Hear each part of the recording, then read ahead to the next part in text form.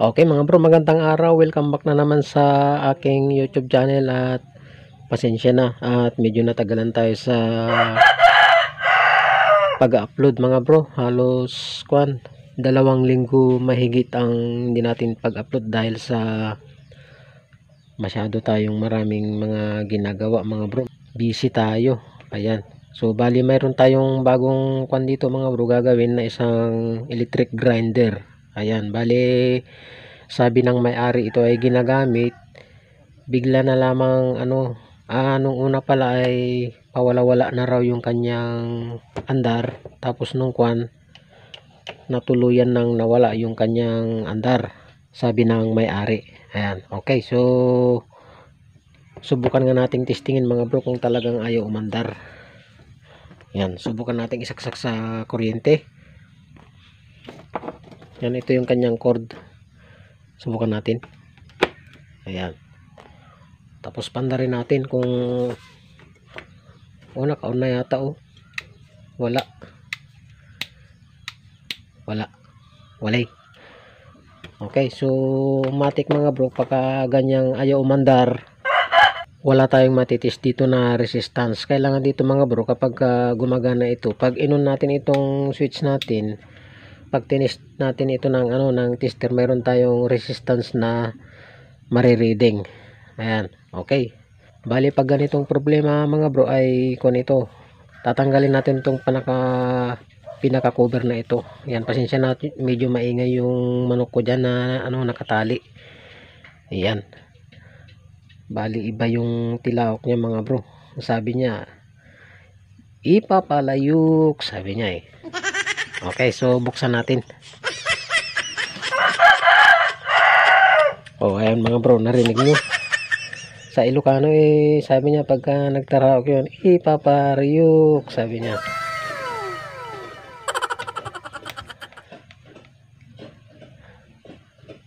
Yan, tagalin lang natin tong dalawang pinaka screw gamit yung Phillips screw natin na mahaba. Yan, nasanay na kasi ako mga bro dun sa sa mahabang screw na ginagamit. Yan, ayaw susikwatin lang natin ito.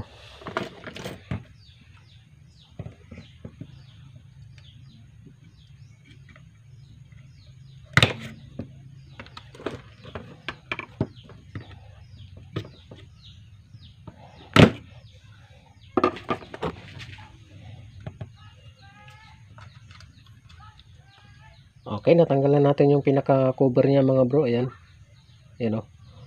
so ang unang i-check natin dito ay itong kanyang yung pinaka switch niya. Yan, check muna natin, baka ito naman yung nagluko, pinaka switch niya.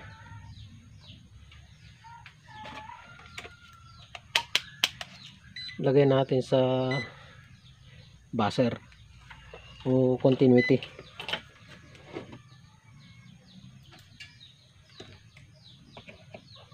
So naka-on na siya, dapat yan magbabaser yan pag okay yung switch natin. Okay naman, i-off natin. Yan, wala. Tapos on natin ulit. Okay naman yung kanyang switch mga bro. Yan, tignan natin.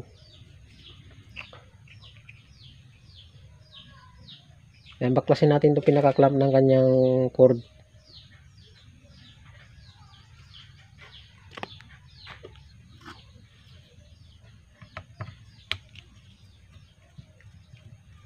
Tapos i-check natin yung kanyang cord, baka naman. Karamihan kasi mga bro, pagka minsan itong mga ganitong grinder dito nadadali sa pagkaipit ng pinaka-clamp niya na ito, naipit yung kanyang wire, nalalagot. Yan yung i-check nyo mga bro, kapag halimbawa ganun yung nangyari sa grinder nyo, biglang halimbawa yung unang trouble niya ay pawala-wala na yung kanyang andar, tapos nung talagang natuluyan na siya. Yan, ayan.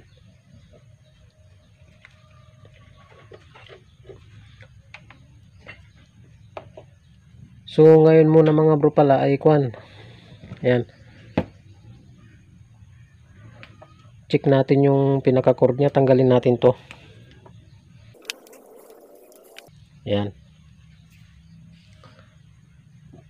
Kunin natin ngayon yung pinaka plug ng kuha natin.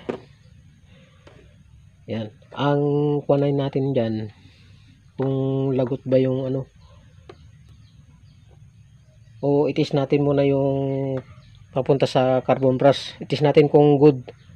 Sabi ng may-ari ay bago raw yung kanyang carbon brush.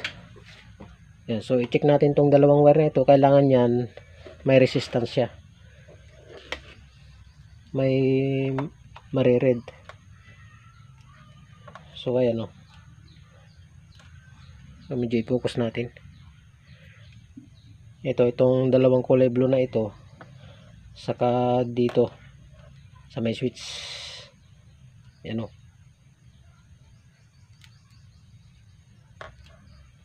Naka-hold pala, naka-hold.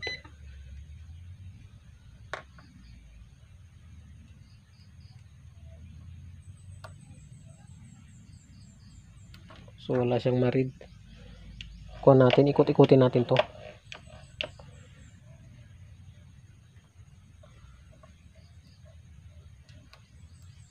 Walang marid. Ilagay natin sa kuha ngayon, sa ohms. Dun sa ano. Yan. Yun sa million ohms. Ayan. So check natin kung may maririd. Ayun, meron siyang na-read na 2.6, 2.5. Bali, pag ganyan mga bro ay okay yung ating carbon brush. Tapos balik natin, select natin sa buzzer ulit o sa continuity. Ayan o, ganyan o. Ayan. Tapos check natin to, ganyan natin, ganyan. Dapat yan mga bro, itong dalawang wire na ito, itong blue at brown ay magbabas yan kung hindi lagot. Ayan, okay yung kulay brown natin. Sunod natin yung kulay blue. Bali, yung kulay blue mga bro ang wala. Malamang mga bro ay may lagot yan dito. Ayan, wala oh. Ayan. So, putulin natin to dito. Yung pinaka-cord natin. Tanggalin mo natin to. Ayan. Tapos, putulin muna natin para ano. Putulin natin dito para ma-check natin. Malamang dito mga bro, dito sa pagkaipit niya na ito, dito nadadali yung wire natin. Doon sa pinaka clamp niya na ito, pag nakaganon, naididiin siya doon. Sa katagalan, nahihila-hila yan. Tapos nababali na yung kanyang wire. Okay, putulin na natin dito. Ayan, tapos balatan natin. Ayan. Balatan natin mga bro. Okay, check natin mga bro. Pagdugtungin natin to.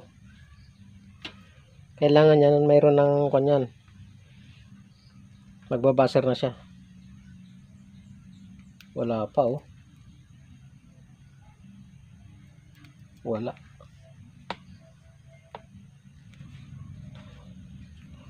Luto ko na yung ulam.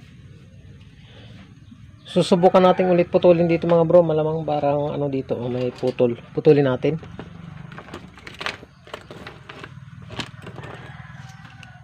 Ito sa may malambot na ito. Yan, para makasigurado tayo. Yan, tapos balatan natin. Ayan. Tapos striper na natin ulit. Tapos pagdugtungin natin to. Ayan, tapos test natin ulit ito.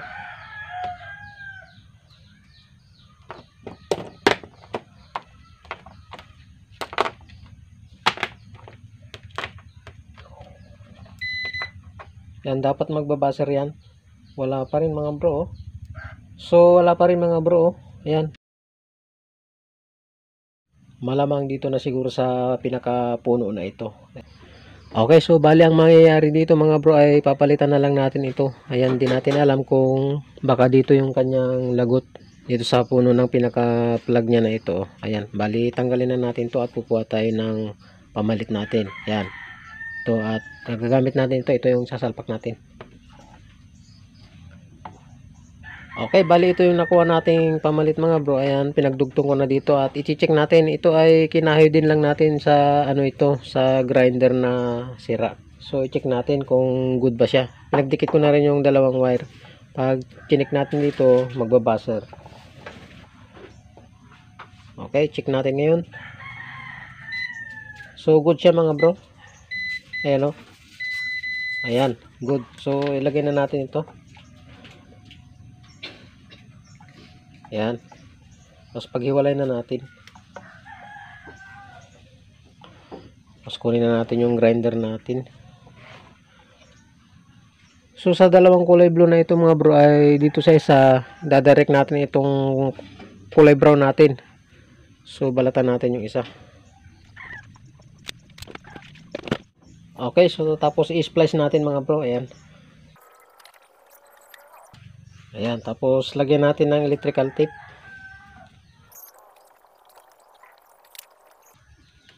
Okay, so bali na lagyan na natin ng electrical tape mga bro. Ang susunod ay yan, ganyan. So, kumbaga nagbabaklas kayo mga bro ay huwag nyo munang tatanggalin yung natira para alam niyo yung pagkakabitan nyo kung hindi nyo pakabisado. Bali yung isang kulay blue natin ay nakakabit dun sa isang terminal ng switch natin. Tapos yung galing sa cord natin, yung kulay blue ay dito nakakabit sa kabilang terminal ng switch natin. Okay, tanggalin natin itong wire na ito at dito natin ilalagay yung isang wire ng cord natin. Ayan. So dito naman natin ilalagay yung isang wire ng cord natin. Ayan.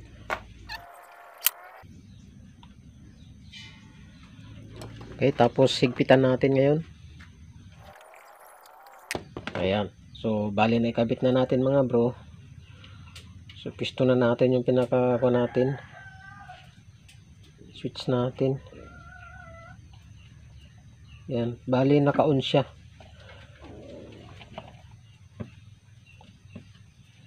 Ayan. Tapos bago natin sarahan mga bro ay i-sure muna natin kung ano naka-on na siya ha. Tapos i-check natin kung may mariread na. Ilagay natin sa ohms. Ayan. Dapat may maread na yan. Pitpitin muna natin bago natin itis. Ganyan. Ayan. Tapos i-kuha natin kung may maread na siya. Ayan o. So bali mayroon siyang na-read na kung mga bro. Ayan. Ulitin natin. Oh, mayroon siyang na-read na 11.6 ohms. Ayan. Okay, so i-clamp na natin itong pinakakuha natin mga bro. Ayan, ganyan. Tapos lagay natin yung pinaka-clamp natin.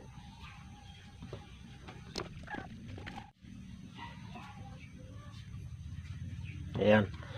Tapos lagay pa natin yung kanyang isang screw. Ayan. Para maipit niya yung kanyang pinaka-cord, hindi mahila-hila ba. Ayan. Pwede na natin ibalik mga bro yung kan. Ilis muna natin yan. So, ilis lang natin tong Ayan, pinaka-wire. Ayan. So, balik na natin yung kanyang takip. Ayan. Lagay din natin yung kanyang dalawang screw.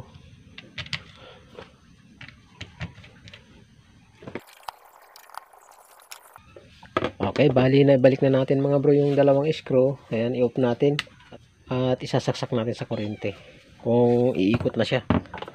Okay, subukan natin isaksak ngayon.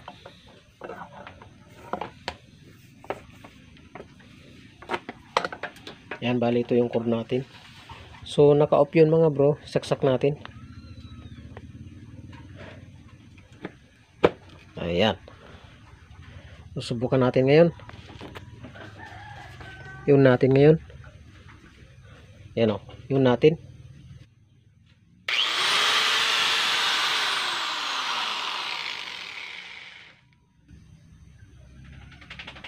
Subukan natin ulit.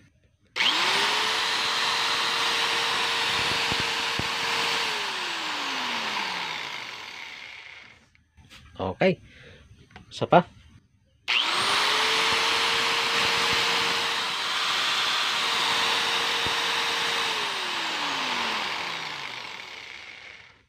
Okay. So, ganun lang mag-repair mga bro ng electric grinder na una ay mandar-andar, kaya lang nung kuan natuluyan na bigla na lang nawala yung kanyang andar. Okay, so sana ay nagkaroon na naman kayo ng konting idea sa video ito mga bro. Ayan, hanggang sa susunod na naman muli ng mga video natin. Yan, abang-abang lang mga bro, at mag-upload pa tayo ng mga sari-saring video. Okay, ayos mga bro. Salamat sa panonood.